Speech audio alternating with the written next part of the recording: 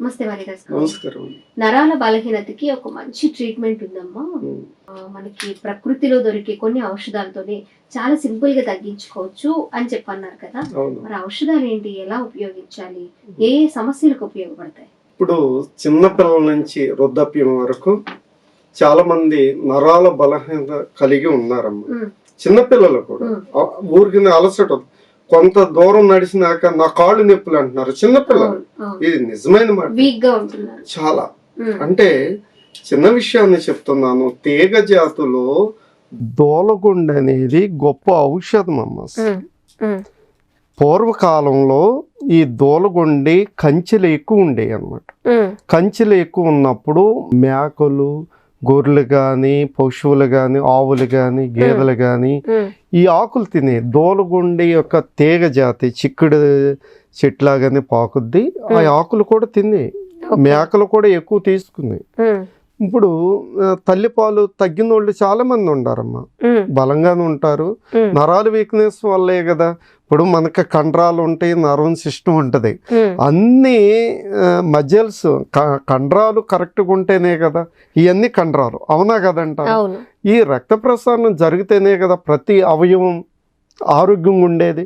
రక్త ప్రసరణ ఎక్కడైతే ఆగిపోయిందో అక్కడ ఆగిపోయినట్టే ఇబ్బంది. అంటే అక్కడ గడ్డలు ఏర్పడటం, లేకపోతే రక్త ప్రసరణ సరిగ్గా జరగకపోతే కొన్ని వ్యాధులు రావటానికి అవకాశాలు ఉన్నాయి అన్నమాట. అందువల్ల దోలగుండె అనేది మన భారత ఆయుర్వేదం వైద్య శాస్త్రంలో ఎప్పుడో చెప్పబడింది. దోలగుండె అనేది చాలా మాంసం కృతులు ఉంటాయి, ఐరన్ ఉంటుంది, గంధకం ఉంటుంది, మాగనీస్ ఉంటుంది, పీసు పదార్థం ఉంటుందమ్మా. గొప్ప విషయం ఉంది, అందరికి తెలియదు. కానీ భగవంతుడు దాంట్లో స్టెరాయిడ్స్ అనేది ఇచ్చాడు. గొప్ప విషయం. చాలా స్టెరాయిడ్స్ దీంట్లో ఉందంటే నేను అంత గొప్ప ల్యాబ్ టెస్ట్ చేయించాను కాబట్టి స్టెరాయిడ్స్ ఉందని నేను తెలుసుకోగలిగాను. ఎందుకంటే భారతదేశంలో ఉన్న ఆయుష్ డిపార్ట్మెంట్ అక్కడ ల్యాబ్ టెస్ట్లు చేయించాను కాబట్టి ఇది స్టెరాయిడ్స్ ఉందని నేను బలంగా చేయించాను. జనరల్ టెస్ట్ కాదమ్మా, అంత బలంగా చేయించాను. కనుక ఆధునిక వైద్య శాస్త్రం అడుగుతారు కదా. అందువల్ల ఈ భారతదేశంలో ఎక్కడ టెస్ట్ చేయించుకున్నా కానీ దీంట్లో మంచి పదార్థాలు ఉన్నాయి, దీనివల్ల ఎలాంటి ఇబ్బంది లేదని తెలుసుకుంటా కూడా అంత టెస్ట్లు చేయించడం కూడా జరిగింది. ఇప్పుడు ఈ దోలగుండ అనేది తీగ జాతి సంబంధించింది కాబట్టి చిక్కుడు చెట్టు లాగా ఉంటుంది కాబట్టి ఇప్పుడు నేను వెళ్ళిన ప్రాంతాల్లో విపరీతమైన దోలగుండు ఉండేది. 6ంటికే నూగు చల్లరైపోద్దమ్మా. దీంట్లో ఎలాంటి సందేహం. ఇప్పుడు దోలగుండి చెట్లు లేవమ్మా, 90% లేదు. ఇది అంతరించిపోతుంది. ఇది మినప చేలు ఏ విధంగా వేస్తారో అట్లా వేయాలని నా కోరిక. అంటే దీంట్లో ఇంత పదార్థం మంచిది ఉంది, నరం సిస్టమ్ దెబ్బతినకుండా ఉండటానికి, పుట్టిన బిడ్డ నుంచి వృద్ధాప్యం వరకు ఎలాంటి నరాలు బలకింత ఉండకూడదని ఆలోచన పెట్టుకున్నాను నా జీవితానికి. అంటే మినుములేస్తాడు రైతు, ఈ దోలగుండేయడు, ఎందుకంటే దీన్ని నువ్వుగుంటది. మినుము కన్నా శక్తివంతమైన దోలగుండి స్వర్ణంలో అంత అద్భుతమైన స్థితి ఉంది. అంటే ఇంచుమించు దోలగుండి మినువుల దగ్గర ఉంటుంది, 3 రెట్లు దీంట్లో శక్తివంతం ఉందన్నమాట.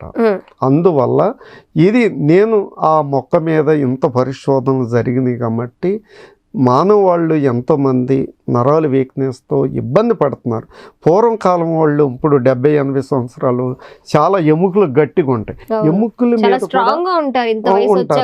చాలా సన్నగుంటారు, కుర్రోళ్ళ కన్నా ఎక్కువగా నడుస్తారు. కాకపోతే ఏంటంటే వాళ్ళ పని వాళ్ళు చేసుకోవడంతో పాటు ఇంట్లో పనుల్లో కూడా హెల్ప్ చేస్తూ ఉంటారు. బాగా చేస్తారమ్మా, బాగా చేస్తారు. ఇప్పుడు 40 ఏళ్ళు దాటితే మగవాళ్ళైనా ఆడవాళ్ళైనా ఇంకా అయిపోయింది మా పని అనుకుంటున్నారు. వాళ్ళు కూడా ఏం చేయలేని పరిస్థితి అయిపోయింది. కొంత వాళ్ళు తీసుకునే ఆహారము అంతకు ముందంటే వాళ్ళ ఆ స్టైల్ వేరు, అవునమ్మా, ఆహారపు అలవాట్లు వేరు, ఇప్పుడు వేరు. అట్లా అనవద్దు, స్టైల్ అనొద్దు. వాళ్ళు దోలగుండి సూర్ణాలు వాడారు, మీకు తెలియదు.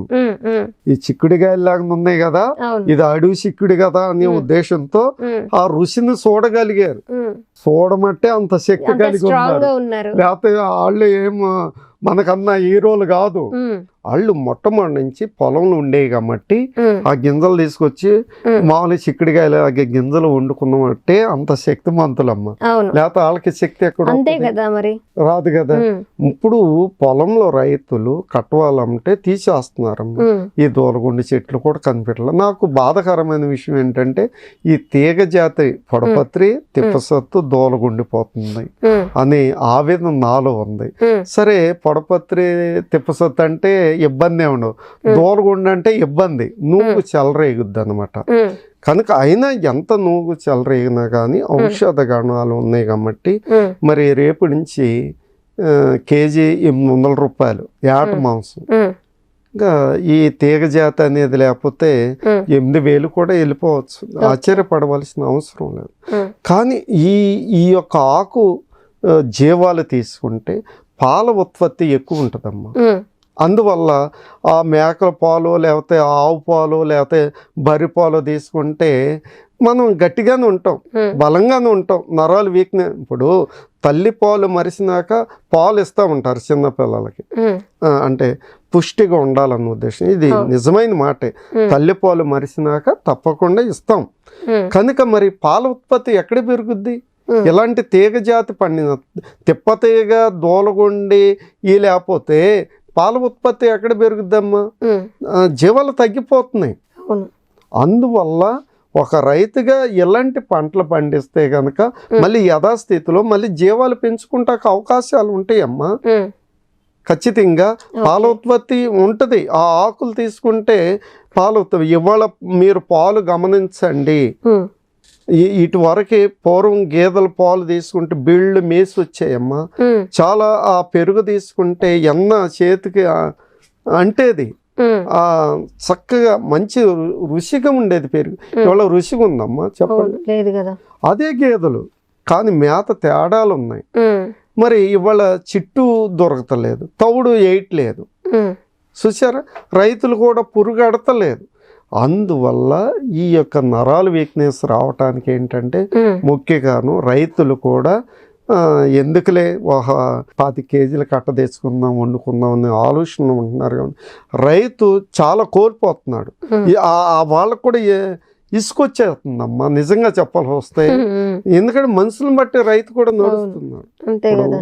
వాన్ లిబిక్ అనే శాస్త్రవేత్త అంటే పేడ వేసినంతలో పంట పండుద్ది, కానీ అధికమైన పంట పండించాలంటే కనుక యూరియా, అమోనియా, పొటాష్ లేకుండా పండదు అనేది శాస్త్రవేత్త నిరూపించగలిగాడు. మనం మాగడి ఊడిసామనుకమ్మా ఎరువు తోలుతాడు రైతు. పూర్వకాలంలో ఎరువు వేసి జీలగేసి పంట పండించేవాడు. వ్యాధులు వచ్చేవి కాదు, నరాలు బలహీనత అనేది ఉండేది కదమ్మా. మరి ఆ పొరుగులే కదా ఇప్పుడు మధ్యలో మనకు కనపడతారు. తాతయ్య మీరేందా మేము జొన్న భూమి తినేవాళ్ళమమ్మా అని చెప్తారు, అవునా కదా. మేము దంపుడుతో ఒడ్డు దంచుకున్న వాళ్ళం, చెరిగి వండుకున్న వాళ్ళం అని చెప్తారు ఈనాటికి కూడా. అందుకే మేము బలంగా ఉన్నామని అంటున్నారు. అట్ట ఇప్పుడు రైతు చేయలేని స్థితిలో ఉన్నారు.